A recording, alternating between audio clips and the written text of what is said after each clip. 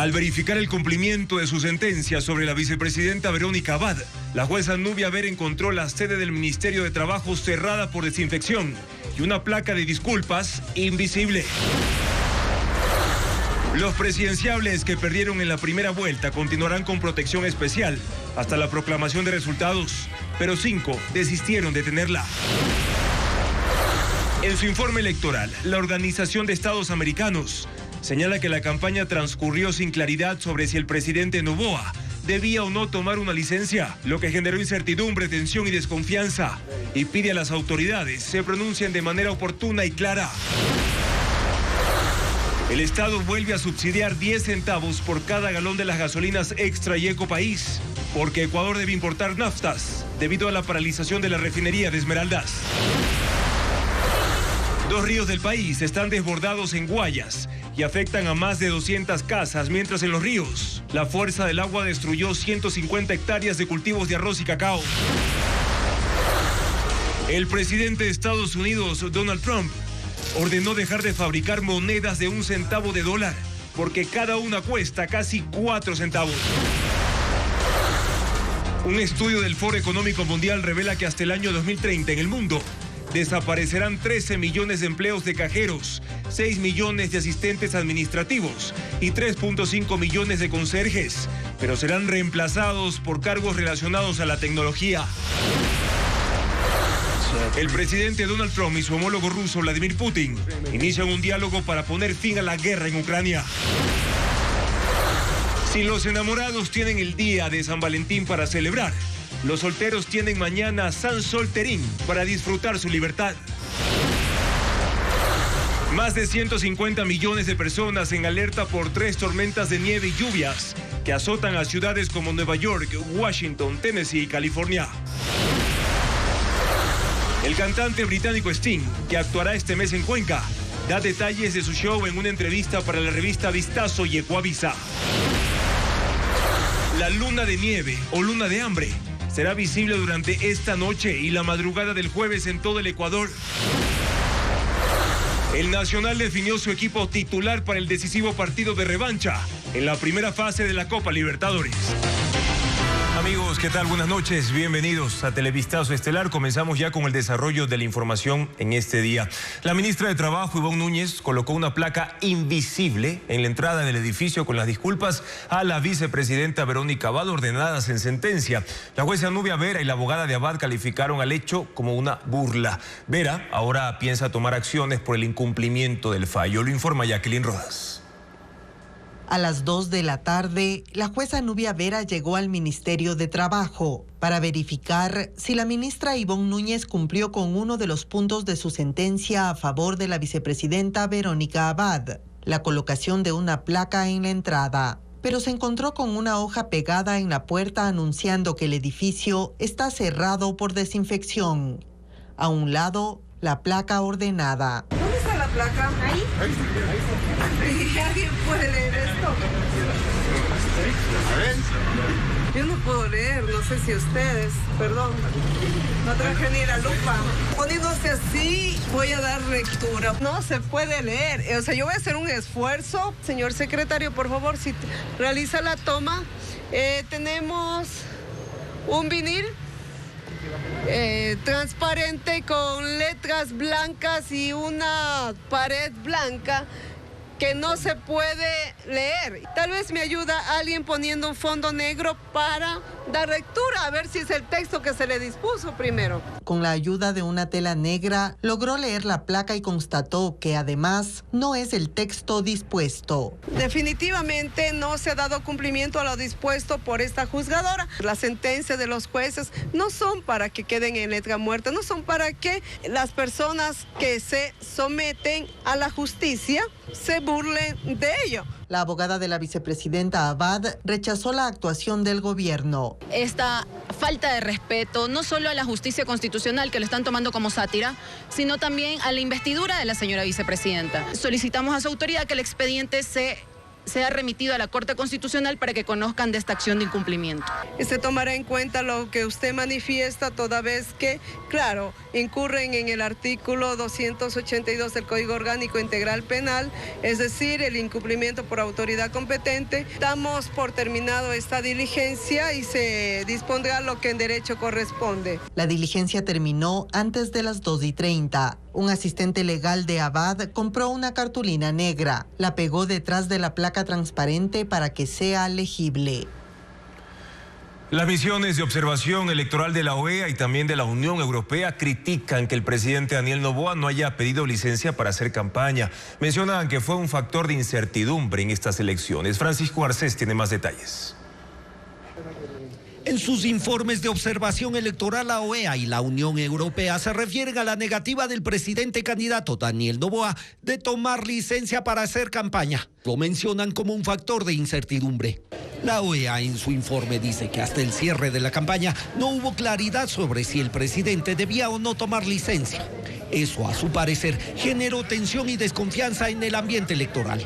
En eso colaboró la Corte Constitucional. La OEA recuerda que se pronunció sobre 2 decretos del Ejecutivo, pero no sobre si el presidente debe o no tomar licencia. Y que además tardó 11 días en hacer pública su decisión. Es decir, lo hizo 3 días antes de que finalice la campaña de primera vuelta. Para evitar que eso se vuelva a repetir, sugiere que las instituciones pertinentes, de acuerdo con el ordenamiento jurídico ecuatoriano, se pronuncien de manera oportuna y clara sobre las licencias de autoridades públicas de elección popular. La OEA no cita al CNE ni al Tribunal Contencioso Electoral, pero es evidente que los incluye en su informe porque habla de autoridades pertinentes. La misión de observación de la Unión Europea también se pronunció. En su informe califica de controvertida y de preocupación que Noboa no haya tomado licencia. A nadie se le esconde que se ha podido percibir una confusión de planos, especialmente en medios y redes sociales, entre las actividades de gobierno y de campaña electoral. Creo que son necesarias actuaciones encaminadas a disipar claramente dicha confusión. Esa confusión de roles pudo haber causado un desequilibrio de posibilidades entre las distintas fuerzas políticas. Sobre eso, la OEA toma el caso del programa Jóvenes en Acción, implementado por el gobierno durante la campaña para pagar por tareas a grupos de jóvenes. Eso generó denuncias sobre el uso de recursos públicos para campaña electoral que no fueron resueltas por el Tribunal Contencioso Electoral, al que esta vez sí cita. La OEA y la Unión Europea consideran que el Consejo Nacional Electoral y el Tribunal Contencioso Electoral pueden resolver estos temas antes de que inicie la campaña para la segunda vuelta. Además, estas misiones de observación electoral emitieron informes preliminares de las elecciones. Diego Puente informa que entre sus principales preocupaciones están la eliminación de candidaturas y el uso de material creado por inteligencia artificial para ataques políticos. Las misiones electorales de la OEA y la Unión Europea destacaron en sus informes preliminares la descalificación de candidaturas.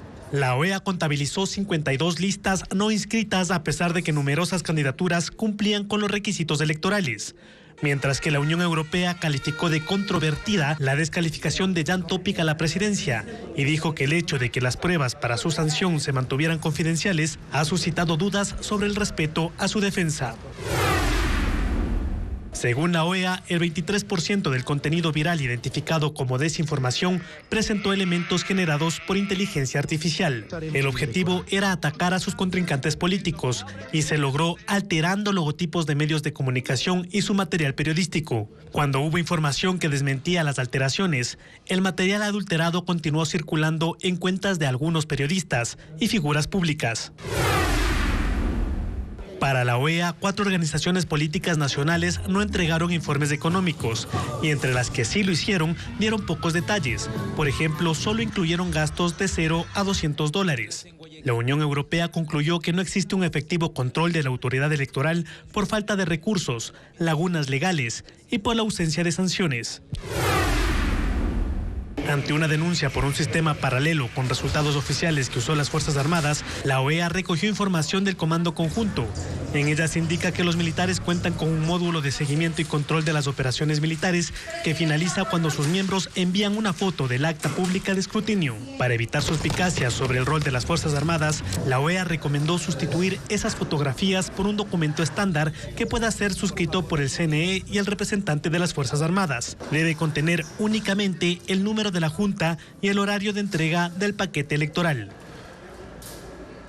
Los resultados electorales obtenidos en los cantones donde impera la violencia favorecen en su mayoría a Luisa González y por consiguiente expresan un rechazo a Daniel Noboa o a las políticas de su gobierno. Así votaron los 5 cantones más violentos del país. No son proyecciones, son ya datos computados y oficializados por el Consejo Nacional Electoral. Según la tasa de homicidios del 2024, el cantón más peligroso del país fue Camilo Ponce Enríquez, en Azuay.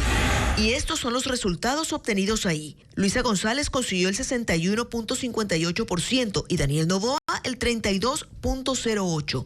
Hubo más del 17% de ausentismo. El segundo cantón más peligroso en el 2024 fue Pueblo Viejo, en Los Ríos. Ahí los resultados dieron un 51.76% a Luisa González y un 40.20% a Daniel Noboa. En Pueblo Viejo, el ausentismo llegó al 9.38%. Naranjal, en el Guayas, el tercer lugar de cantones peligrosos. Luisa González alcanzó el 65.28% y Daniel Noboa el 27.55%. Aquí el ausentismo fue alto, 19.30%. Le siguen Las Naves, en la provincia de Bolívar. Ahí el ganador fue Daniel Noboa, con un 45.85% de los votos, frente a Luisa González, que obtuvo el 40.57%. Hubo un 12.83% de ausentismo. Y finalmente, Durán, en Guayas, cuyos resultados son estos.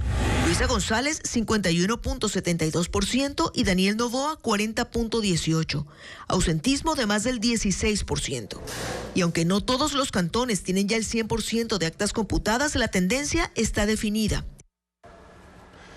5 candidatos desistieron de la seguridad del Estado después de los resultados de las elecciones del domingo. La seguridad policial y militar se mantiene para los 2 binomios que pasaron a segunda vuelta y para el resto será hasta la proclamación de resultados. Paul Romero con el informe.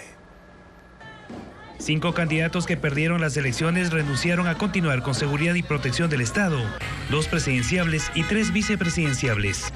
Francesco Tabaqui del Movimiento Creo y Jorge Escala de Unidad Popular pidieron a la policía por carta que retire a los agentes que les cuidaron durante los 30 días de campaña electoral. Cada uno fue protegido por 9 policías durante los recorridos y concentraciones y estuvieron equipados con fusiles, pistolas, cascos, chalecos y manta balística. Las 3 candidatas a la vicepresidencia son Inés Díaz de Suma, Katiuska Molina de Pachacutic y María Luisa Coello de Democracia Sí. Según el acuerdo firmado entre el Consejo Nacional Electoral y el Ministerio del Interior, los binomios presidenciales deben tener seguridad hasta la proclamación de los resultados, el 22 de marzo, con excepción de los candidatos que pasaron a la segunda vuelta. El candidato presidente Daniel Noboa tiene protección militar. Luisa González cuenta con la misma protección de las Fuerzas Armadas desde hace 2 semanas. Sus binomios, María José Pinto y Diego Borja, están con protección de la policía. Para la campaña, la policía destinó 288 agentes especializados, 64 vehículos, equipos de comunicación e inhibidores de señal. En los lugares conflictivos reforzó la seguridad con unidades tácticas y francotiradores. El presidente de Estados Unidos, Donald Trump, acordó con su homólogo ruso Vladimir Putin iniciar las negociaciones para poner fin a la guerra en Ucrania. Trump además habló con el mandatario ucraniano Volodymyr Zelensky, quien aseguró confiar en su gestión para alcanzar la paz. Informa Merlis González. Donald Trump dio sus primeros pasos para poner fin a la guerra en Ucrania con una llamada de 90 minutos a su homólogo ruso Vladimir Putin. La primera que se conoce entre ambos en esta nueva era de Trump. El mandatario estadounidense dio detalles de la conversación en su red social Truth, asegurando que fue productiva. Como acordamos ambos, queremos detener millones de muertes que se están produciendo en la guerra con Rusia-Ucrania. Acordamos trabajar juntos muy de cerca, incluso visitando las naciones de cada uno. También acordamos que nuestros respectivos equipos comiencen las negociaciones de inmediato, dijo. Trump confía en que será un esfuerzo exitoso y avisó al presidente ucraniano Volodymyr Zelensky. Creemos que el poder de Estados Unidos es suficiente para, junto con nosotros, junto con todos los socios, presionar a Rusia y a Putin hacia la paz. La administración Trump apunta a poner fin a la guerra con negociaciones y sostiene que no es realista la adhesión de Kiev a la OTAN ni que recuperen todos los territorios invadidos, incluyendo Crimea. Sin embargo, la oposición de Europa es de apoyo militar a Ucrania.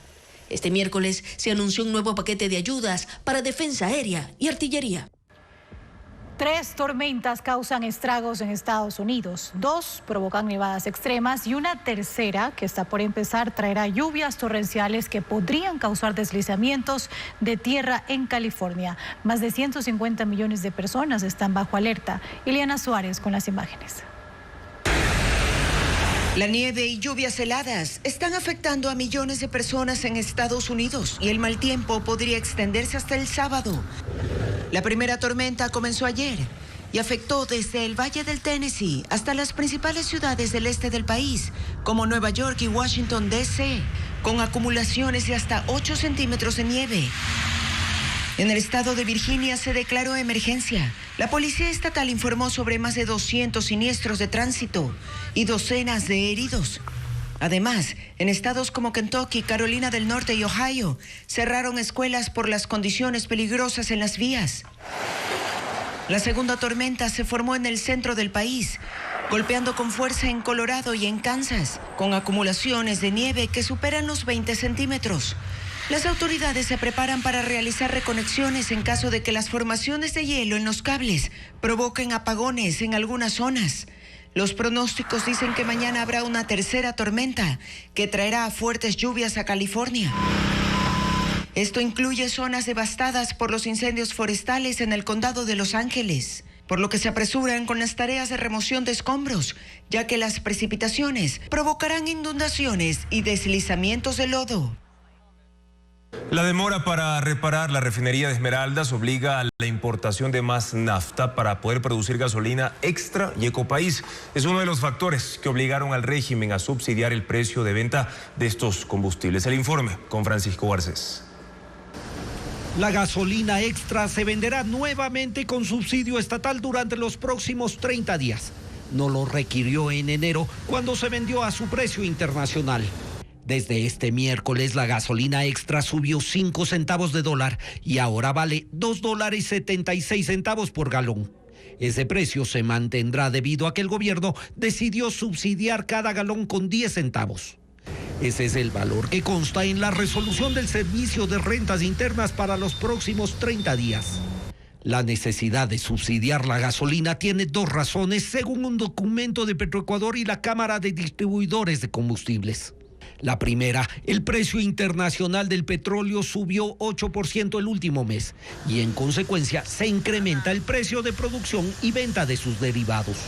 La segunda, la producción nacional de gasolina se encareció porque uno de los insumos para producirla es un derivado denominado nafta, que en su mayoría es producida en la refinería de Esmeraldas, pero como se encuentra parada, se ha reducido en un 80%.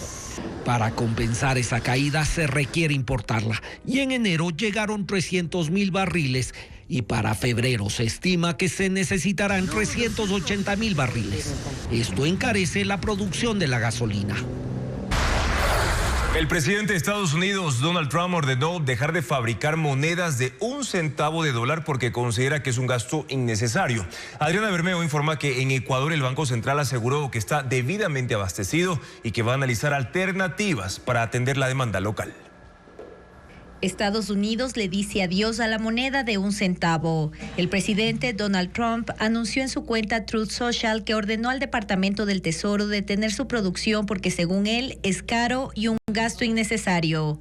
Acuñar esas monedas cuesta 3.7 centavos, casi 4 veces su valor nominal. Según la Casa de la Moneda de Estados Unidos, solo en el 2024 su fabricación representó una pérdida de $85.3 millones con la producción de 3.200 millones de monedas. La eliminación del centavo ha sido motivo de debate durante décadas en Estados Unidos. Quienes están a favor argumentan que su valor adquisitivo es nulo.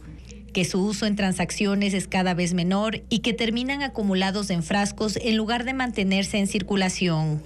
Los defensores de esta moneda destacan su valor sentimental como parte de la historia del país y su utilidad en campañas humanitarias. Tiene también un trasfondo económico. Los centavos están hechos de zinc y su fabricación genera ingresos significativos para esa industria. La decisión de Trump es legal, según académicos de Harvard consultados por The Associated Press. Ellos explican que la ley estadounidense otorga al secretario del Tesoro la autoridad para detener la producción de monedas si ya no se necesitan más, pero el Congreso tiene la capacidad de intervenir y hacer que esta resolución sea permanente o no. Sobre si esta decisión afectará al stock de monedas de 1 centavo en Ecuador, el Banco Central respondió que no en el corto plazo, porque está debidamente abastecido, y que analizará alternativas para atender la demanda local.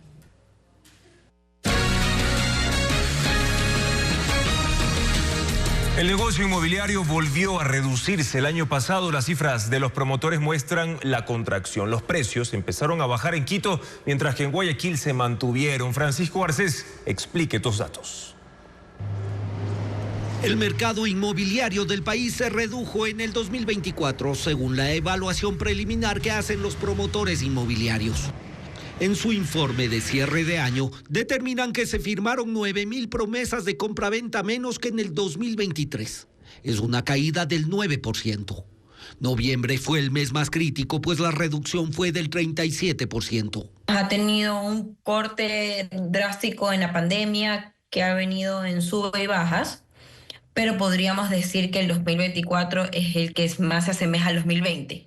O sea, para que tengamos una comparación de la contracción que significó. Entre las causas de la contracción están para ellos la incertidumbre por la inseguridad que vive el país, la crisis energética, la inestabilidad política y la contracción del crédito hipotecario del año pasado. Los topes de tasa de interés, o sea, los topes están determinados por la Junta Política de Regulación Financiera y a veces estos topes no le permiten a los bancos colocar o entregar los créditos que se solicitan, digamos, porque tienen un alto riesgo de morosidad. Las condiciones del mercado inmobiliario no son las mismas en Quito y en Guayaquil. En la capital, los precios de venta de viviendas nuevas bajaron. Según el informe del portal plusvalía.com, en Quito el promedio por metro cuadrado fue de $1,197. Cayó en el 4,3%. Según los promotores inmobiliarios en la ciudad, las visitas a los proyectos de vivienda cayeron en 25%. En Guayaquil, en cambio, los precios se mantuvieron estables. $1,221 el metro cuadrado en promedio. Y las visitas a los proyectos crecieron en 12%. Pese a las cifras, entre los promotores inmobiliarios hay optimismo de que en los próximos 6 meses las condiciones mejoren y el sector se recupere. Según el Foro Económico Mundial, 14% de los empleos que hoy son desarrollados por humanos serán ejecutados por máquinas y algoritmos en los próximos 5 años. El informe señala que es urgente el redireccionamiento de las capacidades de los trabajadores para evitar que sean totalmente desplazados ante la irrupción de la tecnología. No hay duda de que el crecimiento digital será el facilitador esencial para que nuevas tecnologías transformen los mercados laborales. Está ocurriendo en el mundo, en la región y también, aunque a un ritmo más lento, en el Ecuador. De hecho, el 60% de los empleadores esperan una ampliación de los accesos digitales para transformar sus negocios. Esa es una expectativa general. El Foro Económico Mundial, en su reporte sobre el futuro de los empleos, proyecta que porcentualmente los empleos que tendrán mayor crecimiento hasta el 2030 serán los siguientes: especialistas en Big Data, con un 110% de crecimiento; ingenieros en tecnologías financieras, 96%. Especialistas en inteligencia artificial, 81%. Pero eso es en porcentajes, porque en números absolutos, los empleos que más crecerán son los agrícolas, con 35 millones de nuevos trabajos, los conductores de camiones y deliveries, con 10 millones de nuevas plazas, los desarrolladores de software, con 7 millones, y los trabajadores de la construcción, con 6 millones de empleos. Aquí quizás no se evidencia el impacto de las nuevas tecnologías, pero si se miran los empleos que declinan, el tema queda muy claro. En el mundo se prevé que en los próximos 5 años desaparezcan 13 millones de empleos de cajeros y vendedores de tickets, 6 millones de asistentes administrativos y secretarias ejecutivas, 3,5 millones de conserjes y encargados de limpieza en edificios. A ellos se suman un buen número de empleados de servicios postales, de trabajadores de imprentas, de vendedores puerta a puerta y de diseñadores gráficos. Este cambio en las dinámicas laborales no se puede calificar de bueno o malo. Y aquí un ejemplo. Las tendencias en inteligencia artificial y procesamiento de tecnologías de información crearán 11 millones de empleos, pero simultáneamente desplazará a 9 millones de trabajadores. Un caso más, la robótica y los sistemas autónomos anularán 9 millones de puestos de trabajo. Hoy, el 47% de los empleos en el mundo son desarrollados principalmente por humanos, un 22% por maquinarias y algoritmos y un 30% por una combinación de ambos. En 2030, la distribución será equitativa en estas 3 categorías. Estos retos, cada región los aborda de un modo diferente. En América Latina se considera que debe haber flexibilidad para la contratación de personal, trabajadores mejor capacitados, es decir, que desarrollen habilidades que les permitan insertarse en las nuevas dinámicas laborales, así como un sistema educativo que responda a los requerimientos laborales contemporáneos. La Casa Blanca anunció que los aranceles por la importación de acero y aluminio podrían llegar al 50% para México y Canadá.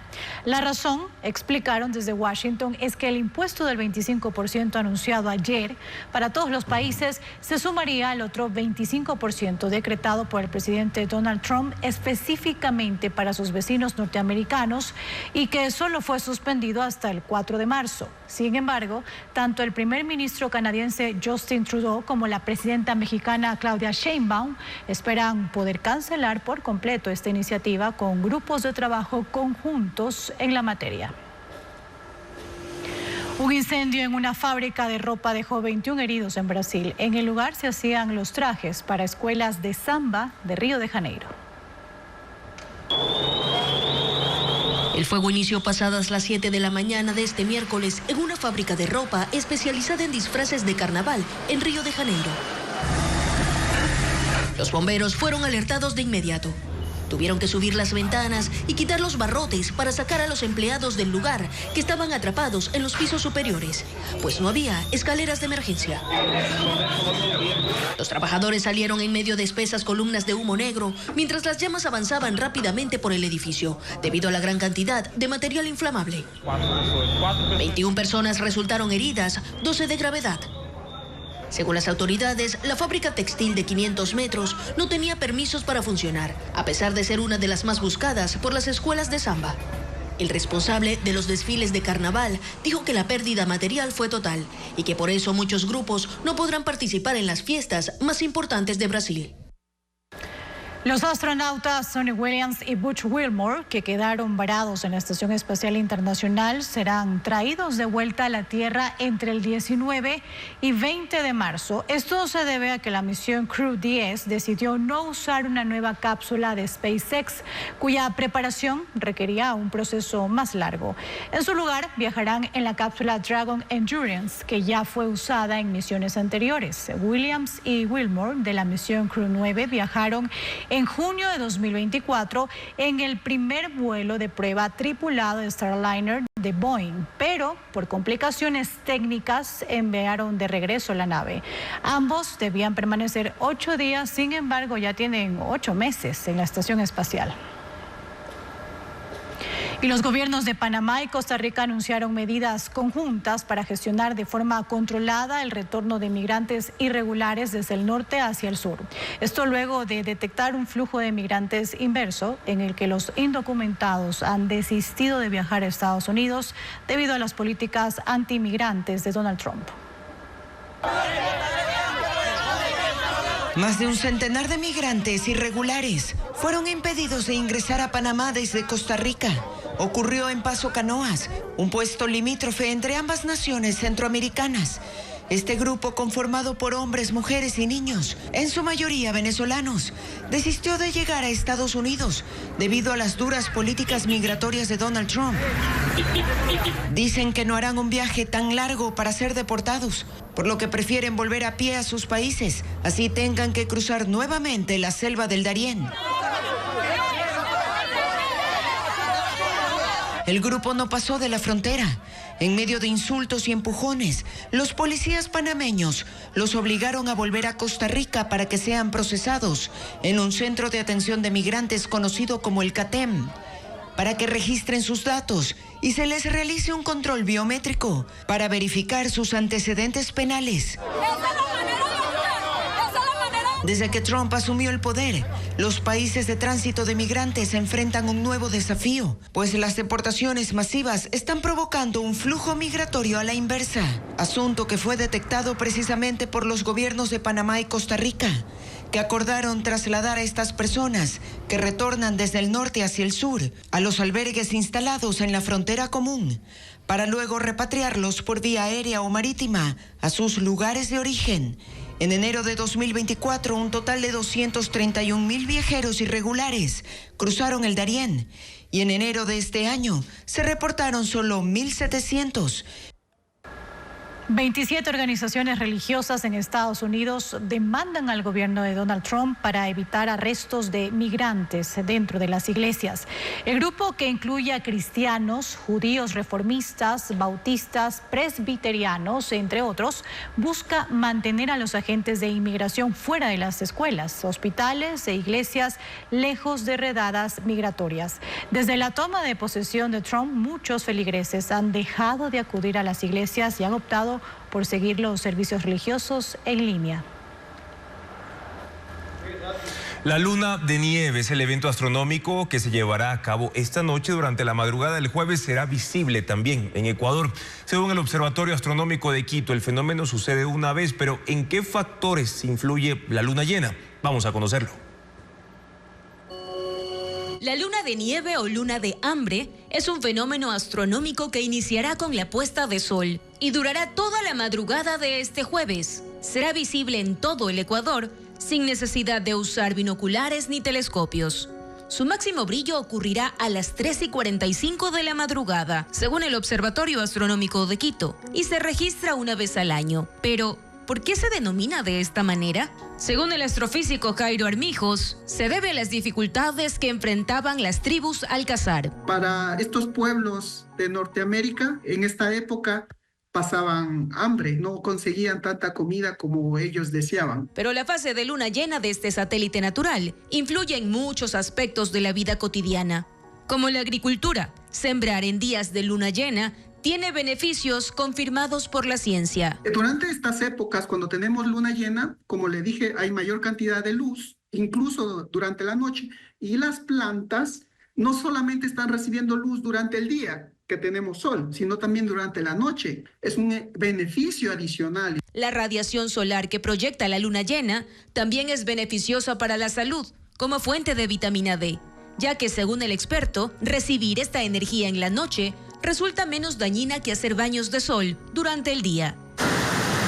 También tiene injerencia en un tercer aspecto, como el aumento o disminución de la marea en los océanos, según el astrofísico. En este caso, se debe a la fuerza de gravedad. En ciertas épocas, cuando la luna está cerca de una región determinada de la Tierra, tiende a atraer de mejor manera la masa de agua. La luna tarda aproximadamente 30 días en dar la vuelta alrededor de la Tierra y generalmente la luna llena se registra 1 o 2 veces al mes.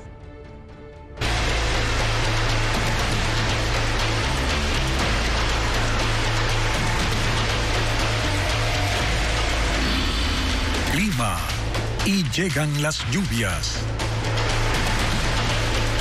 Los estragos de las lluvias se multiplican en algunas provincias. En Loja, la quebrada Zacapo volvió a salirse de su cauce, inundó viviendas, destruyó un puente y dejó sin agua potable a 900 personas. Alejandra Sánchez con el informe de lo ocurrido. En la provincia de de Loja, un aguacero de 2 horas provocó nuevamente el desbordamiento de la quebrada Zacapo en San Pedro de Vilcabamba. Troncos, lodo y piedras arrastrados por la corriente ingresaron en al menos 10 viviendas asentadas en las riberas. Para evacuar el agua, tuvieron que abrir agujeros en las paredes. Un puente que conectaba con la vía principal se destruyó. Alrededor de 900 usuarios se quedaron sin agua potable debido a la ruptura de tuberías. 8 miembros de la Junta de Agua y habitantes trabajan en la reparación. Según la Secretaría de Riesgos, en esta área se ha identificado una desestabilización del suelo por la erosión acelerada de las laderas, mientras que en el norte de Loja, la lluvia provocó un deslave en el sector Insana de la vía Sosoranga-Cariamanga, por donde circulan a diario 400 vehículos. Una retroexcavadora del municipio de Sosoranga retiró los sedimentos esta mañana y despejó la vía. Además, una retroexcavadora de la prefectura retira los escombros. Al momento, el nivel de la quebrada disminuyó.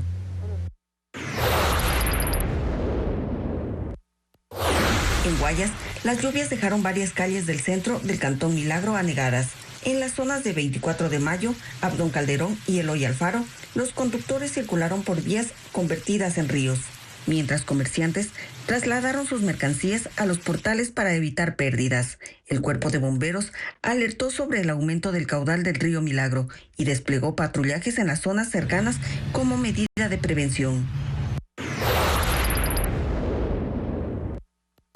En la provincia de Azuay, las lluvias de los últimos días provocaron el colapso de un reservorio de 1 hectárea en la parroquia Victoria del Portete, zona rural de Cuenca, inundando pastizales y alcanzando un segundo reservorio en la parte baja. Según técnicos de la Secretaría de Gestión de Riesgos, esta segunda estructura, que contiene 50.000 metros cúbicos, está al borde del colapso, ya que sus paredes han comenzado a cuartearse. El sitio está a tan solo 5 kilómetros de la vía Cuenca-Quirón Pasaje, y el agua, junto con el sedimento arrastrado, llegó hasta la carretera. 2 ríos siguen desbordados debido a las lluvias de la temporada invernal, mientras otros 26 afluentes en 5 provincias están en riesgo de subir su nivel, lo informa Luis Alfredo Zúñiga. 2 afluentes en la provincia de Los Ríos aún están desbordados, producto de las intensas lluvias de los últimos días. Uno es el río Cristal, que ha afectado a 29 familias del recinto Salvador Allende, en el cantón Montalvo. Además, están aislados por la caída del muro de contención. Se suma el río Chilintomo en Babahoyo. El desborde complicó a los habitantes del recinto Los Álamos, donde el agua ingresó a los hogares y afectó a una unidad educativa, por lo que los estudiantes están terminando su ciclo lectivo en clases virtuales. Además, hay 26 afluentes en 5 provincias con tendencia a subir de nivel. De ellos, 9 están en Esmeraldas, incluyendo el río Atacames, Esmeraldas y Matambal. En la provincia de Los Ríos hay otros 8 cuerpos de agua, entre ellos el río Baba, Ventanas y Catarama. En Guayas son 5 ríos, incluyendo el Vinces y Daule. En Chimborazo la alerta es para los ríos Coco y Huitzitze, y en Morona, Santiago, son 2 más, como el río Najembaime. La Secretaría de Riesgos aseguró que se gestiona con municipios y prefecturas. Ayuda a las personas afectadas. El Consejo de Participación Ciudadana sesionó este miércoles con 2 nuevos integrantes luego de la destitución de los consejeros de la denominada Liga Azul. Patricio Díaz informa que el organismo pide a la Asamblea Nacional posesionar al consejero que queda pendiente. Piedad Cuarán se incorporó al Consejo de Participación Ciudadana. Ella y Gonzalo Albán se principalizaron como consejeros este miércoles, luego de que el Tribunal Contencioso Electoral destituyó a los miembros de la llamada Liga Azul. Presente.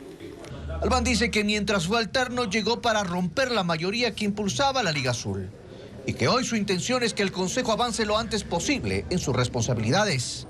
Yo no voy a referirme a mayorías o minorías, más bien vamos a hablar de resultados, de hacer que esta institución funcione. Creo que es una deuda que tenemos nosotros. Pero en el Consejo está pendiente una silla.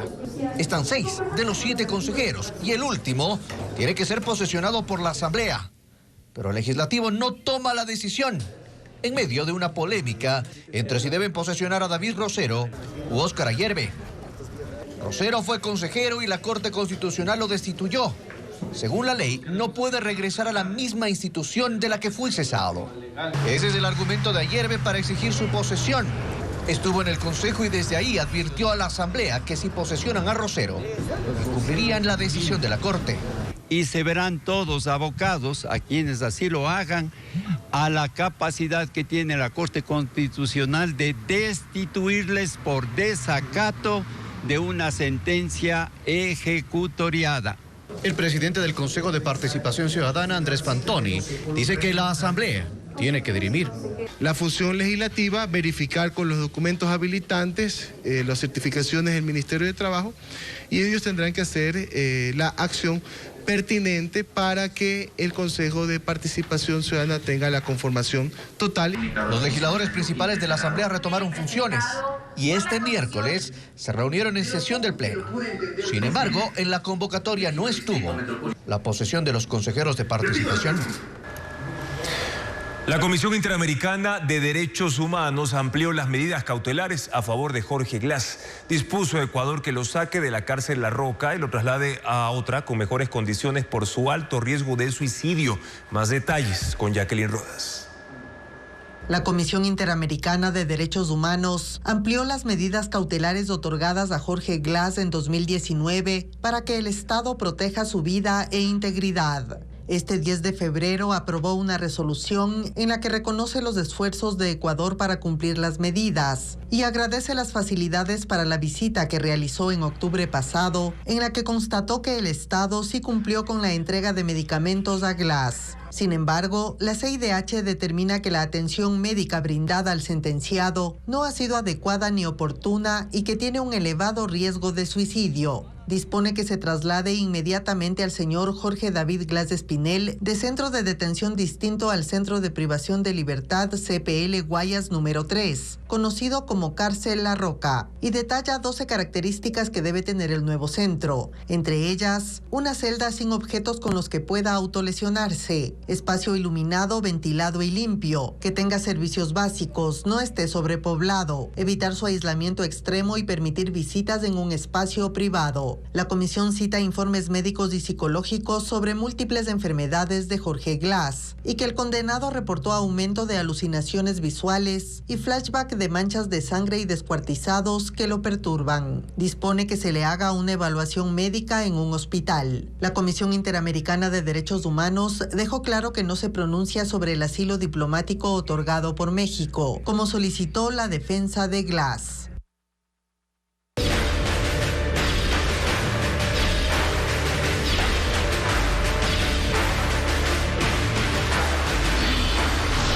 Elecciones 2025.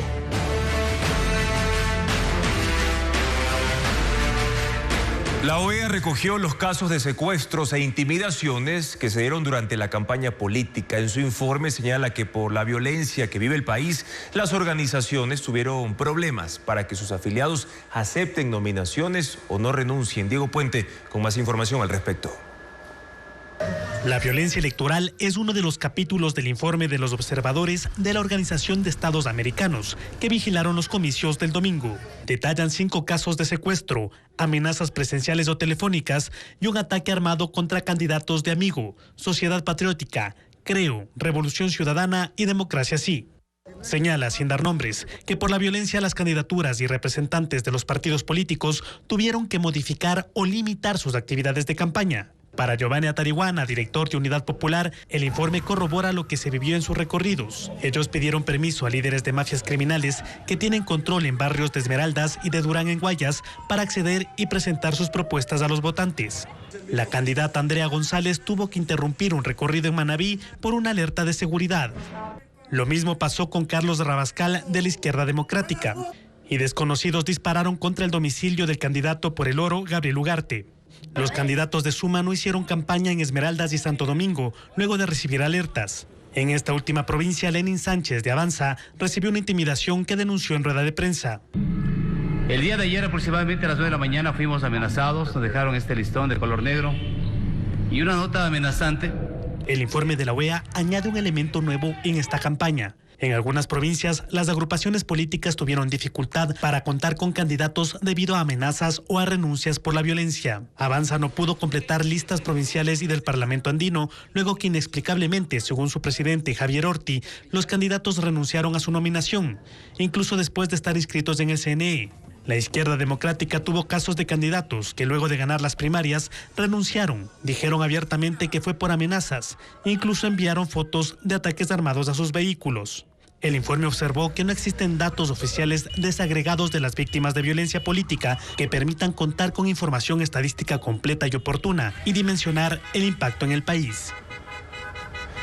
La ex candidata presidencial Andrea González toma posición política a favor del presidente candidato Daniel Noboa y aunque evita anunciar públicamente su respaldo, sugiere a sus simpatizantes no votar por el correísmo. Diego Cuenca informa que los votos de González representan el 2% de los 13 millones de electores. La candidata Andrea González consiguió el cuarto lugar en la carrera electoral por la presidencia de la República. Y aunque sus expectativas eran captar más de 1 millón de votos, asegura que está satisfecha porque 273,000 personas sufragaron por ella. Y aunque le cuesta decir para qué candidato irán esos votos en la segunda vuelta, les recuerda a sus simpatizantes qué camino no deben elegir. Yo creería que el tema de la libertad que ha traído ese voto antisistema también a nosotros tiene que pesar lo que ha sucedido durante el socialismo del siglo XXI, mal llamado correísmo en este país, porque le decimos correísmo, pero es el socialismo del siglo XXI y los 10 años que deja de secuela. La poca libertad que había para la expresión de los medios, el repudio a la academia que fue perseguido, creería yo que estos antisistemas van a apreciar la libertad por sobre cualquier error o cualquier encontrón que tengan con la otra propuesta. Por ahora, Andrea González cuida sus palabras para no anunciar públicamente el respaldo a Daniel Noboa, pero indirectamente confirma que votará por él, porque para ella el nulo no es una opción y aclara que su posición política es personal. No es una decisión conjunta con Sociedad Patriótica, el partido que la auspició en estas elecciones. Aquí yo no tengo problema con la izquierda, incluso lo he dicho, creo que el debate de izquierda-derecha es muy nutritivo. Pero el socialismo del siglo XXI y sus representantes son los culpables de las crisis que tenemos hoy en día.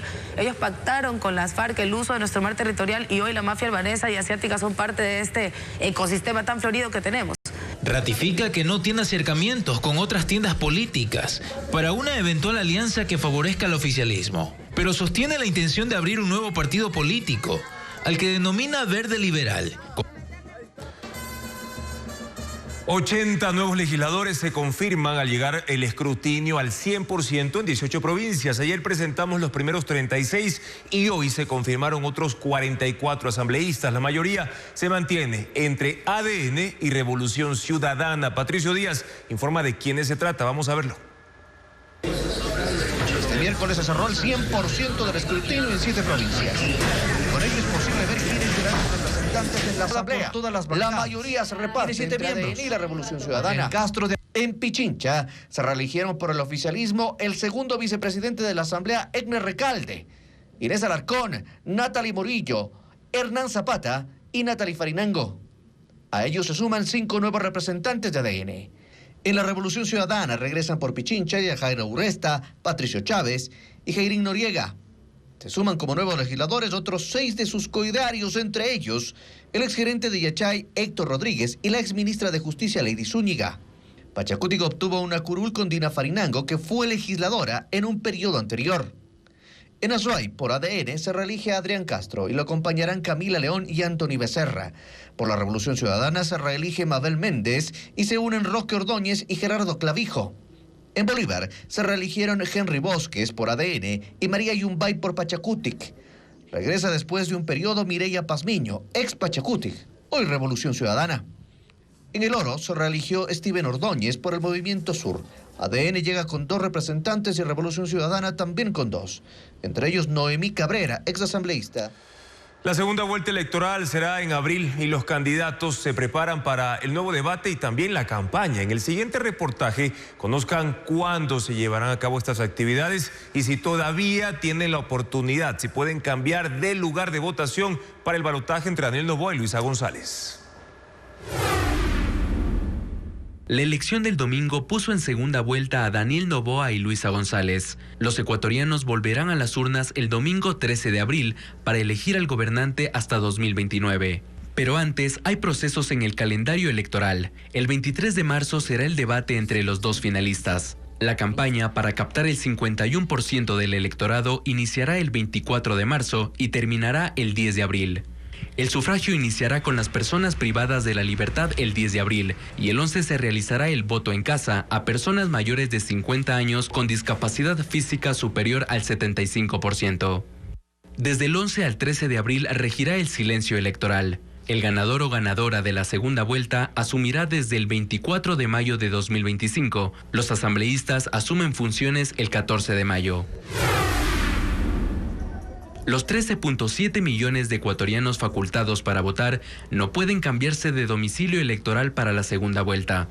Si realiza el trámite de cambio de domicilio, aplicará para las elecciones seccionales de 2027. Se puede cambiar de lugar de votación en línea en la página del CNE, pero debe cancelar las multas pendientes con la institución. Estas medidas también aplican al cambio de domicilio en el exterior.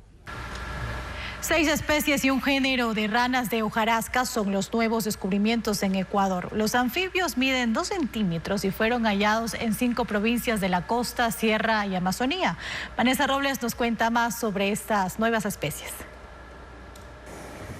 Ecuador vuelve a ser el área de descubrimientos científicos. En esta ocasión, de 7 nuevos tipos de ranas de hojarasca, de Macuma y Sardinayacu. Ambas habitan en la provincia de Morona, Santiago. La especie Ecuador, que vive en la provincia de Napo. La denominada de Cerro Plateado, que se encuentra en Zamora Chinchipe. La rana de DiCaprio, en la provincia de El Oro. De Golondrina, hallada en Carchi, al igual que la rana de Merino. Esta última pertenece a un nuevo género y se denomina así en honor al investigador de la Pontificia Universidad Católica del Ecuador, Andrés Merino, quien formó parte del equipo que participó en el estudio. Se encontraron diferencias genéticas en 7 grupos. Uno de ellos justificó la creación de un género nuevo por análisis a nivel de huesos, a nivel de morfología, a nivel del desarrollo de los embriones dentro de los huevos. La especie Merino se clasificó dentro del nuevo género rana de las montañas y según los análisis, existe desde hace más de 20 millones de años en Ecuador. Fue descubierta en la provincia del Carchi. En la investigación que duró 5 años, participaron científicos de Ecuador y Estados Unidos. El estudio fue publicado en la revista británica Zoological Journal of the Linnean Society el 13 de enero de este año. Sus hábitos van a estar escondidas en el suelo, comiendo básicamente invertebrados muy pequeñitos. Las ranas descubiertas miden hasta 2 centímetros. Principalmente son nocturnas. Su coloración café, negra y verdosa les permite camuflarse entre los arbustos. Y solventado un error, retomamos la información sobre 80 nuevos legisladores que se confirman con el escrutinio del 100% en 18 provincias. La mayoría se mantiene entre Revolución Ciudadana y Acción Democrática Nacional, ADN. Este miércoles se cerró el 100% del escrutinio en 7 provincias. Y con ello es posible ver quiénes serán sus representantes en la Asamblea. La mayoría se reparte entre ADN y la Revolución Ciudadana. En Pichincha se reeligieron por el oficialismo el segundo vicepresidente de la Asamblea, Edmer Recalde, Inés Alarcón, Natalie Morillo, Hernán Zapata y Natalie Farinango. A ellos se suman 5 nuevos representantes de ADN. En la Revolución Ciudadana regresan por Pichincha Jairo Urresta, Patricio Chávez y Jairín Noriega. Se suman como nuevos legisladores otros 6 de sus coidarios, entre ellos el exgerente de Yachay, Héctor Rodríguez, y la exministra de Justicia, Lady Zúñiga. Pachacútic obtuvo una curul con Dina Farinango, que fue legisladora en un periodo anterior. En Azuay, por ADN, se reelige a Adrián Castro y lo acompañarán Camila León y Anthony Becerra. Por la Revolución Ciudadana se reelige Mabel Méndez y se unen Roque Ordóñez y Gerardo Clavijo. En Bolívar se reeligieron Henry Bosques por ADN y Mariana Yumbay por Pachacútic. Regresa después de un periodo Mireya Pazmiño, ex Pachacútic, hoy Revolución Ciudadana. En El Oro se reeligió Steven Ordóñez por el Movimiento Sur, hasta ahora aliado del oficialismo. ADN llega con 2 representantes y Revolución Ciudadana también con 2. Entre ellos Noemí Cabrera, exasambleísta en un periodo anterior. En Los Ríos se reelige por el Partido Social Cristiano Johnny Terán. En ADN, Eduardo Mendoza y lo acompaña Rosa Torres. Mientras en el correísmo, Ronald González y Mónica Salazar fueron reelectos. Humberto Alvarado Espinel regresa después de un periodo. En Sucumbíos, Coms Córdoba fue reelegido por la Revolución Ciudadana. ADN tiene un legislador y Juan Gonzaga llega por un movimiento local. En Tungurahua, Rosa Baltazar regresa al legislativo por Pachacutic. También Estuardo Tualá por la Revolución Ciudadana. ADN consigue 3 asambleístas, encabezados por María Paula Villacreces. Estamos en la Semana del Amor y la Amistad, pero antes del 14 de febrero también hay espacio, Andrea, para los solteros. Y es el 13 que se celebra el Día de San Solterín, con fiestas, eventos y promociones. Entérese cómo surge esta celebración y qué se hace en diferentes países. Los solteros también se celebran. Lo harán este jueves 13 con fiestas, descuentos, libros y hasta listas de canciones. Todo esto se está promocionando para celebrar el Día de San Solterín. La fecha surgió como una alternativa divertida para enorgullecerse de la soltería o simplemente para festejar sin la presión social de estar en una relación amorosa en San Valentín. La celebración tiene origen chino y se remonta a la década de los 90, pero se popularizó en redes los últimos años. La celebración ya está en calendarios. San Solterín es un pretexto para darse gusto y las marcas lo tienen claro. En España hay promociones de ropa deportiva, cursos de inglés, tecnología, viajes y libros. En Argentina, un hotel promociona un evento con DJs en vivo, cócteles y cero romance. En Perú organizan fiestas. En España, musicales. ¿Te buscas forma en el musical? El mejor plan para San Solterín. En Guatemala, en vez de un corazón, un café. Los memes no pueden faltar. Muchos solteros aprovechan el día para vender los regalos que recibieron de sus exparejas, joyas, perfumes y tecnología. La lista de canciones para celebrar San Solterín ya está en Spotify. Son temas como Soltera de Shakira, Olvídame y pega la vuelta de Pimpinela,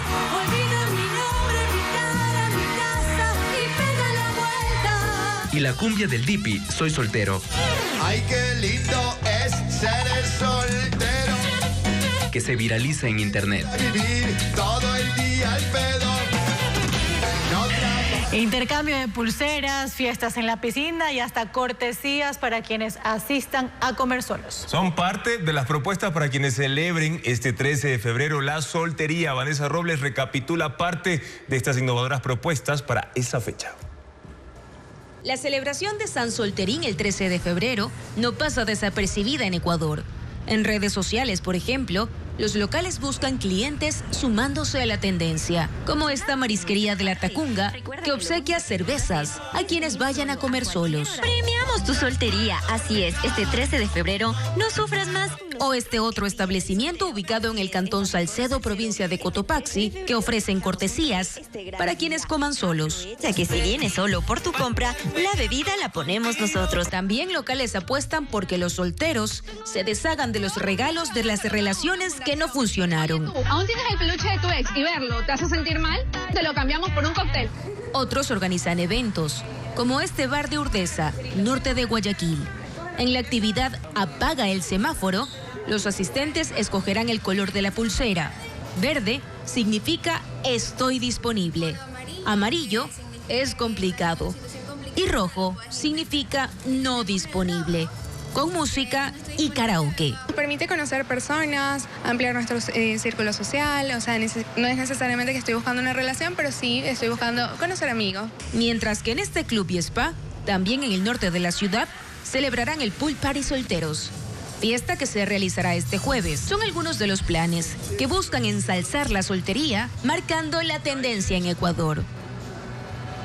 Sting, el ex vocalista de la banda británica The Police, continúa con su gira de conciertos por Latinoamérica. Así es, y visitará Cuenca y brindó una entrevista a la revista Vistazo y Ecuavisa para contar detalles de este tour que tiene una nueva propuesta artística.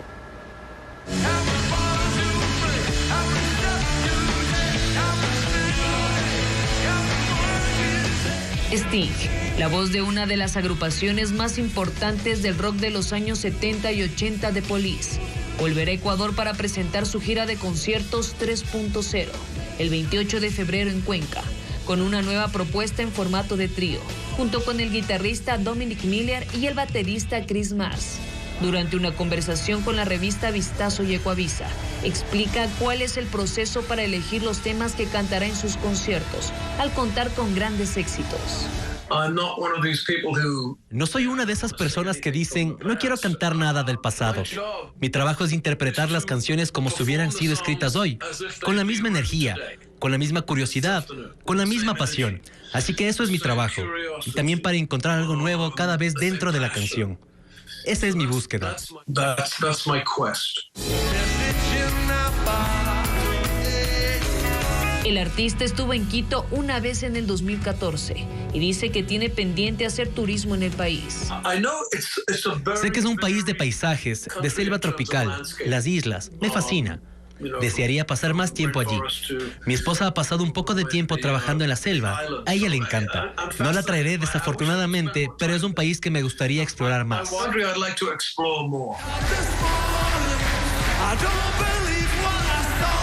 A sus 73 años, Sting divide su tiempo entre componer, estar en los estudios de grabación, pero lo que más disfruta es ver a sus fanáticos en sus conciertos.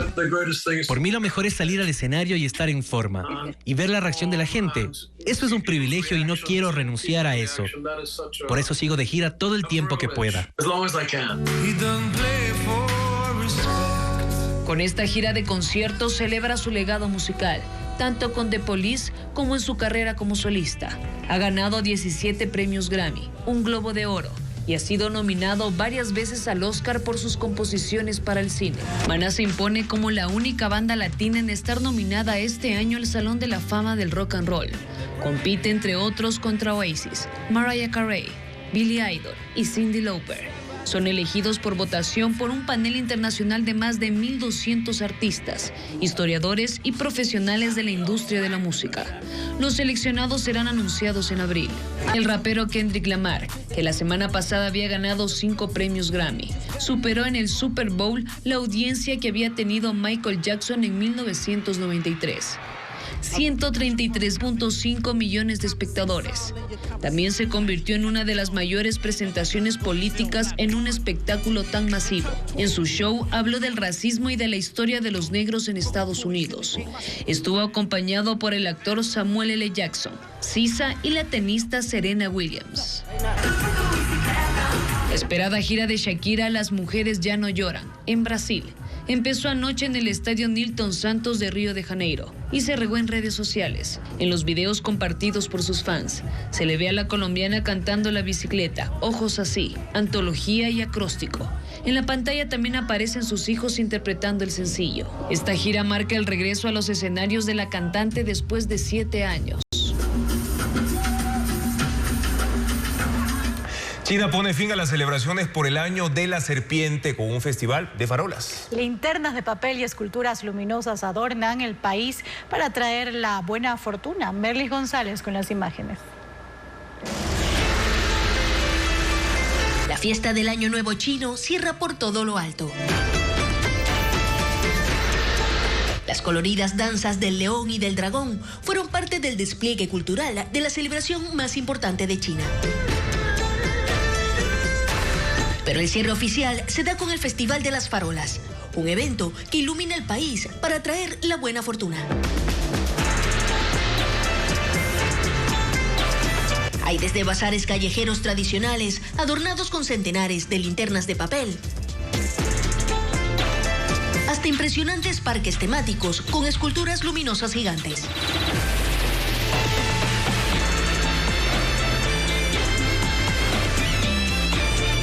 El Festival de las Farolas es una antigua tradición que se remonta al siglo VII, que incluye grandes banquetes y bailes tradicionales. Pone fin a 2 semanas de celebraciones por el Año Nuevo Lunar.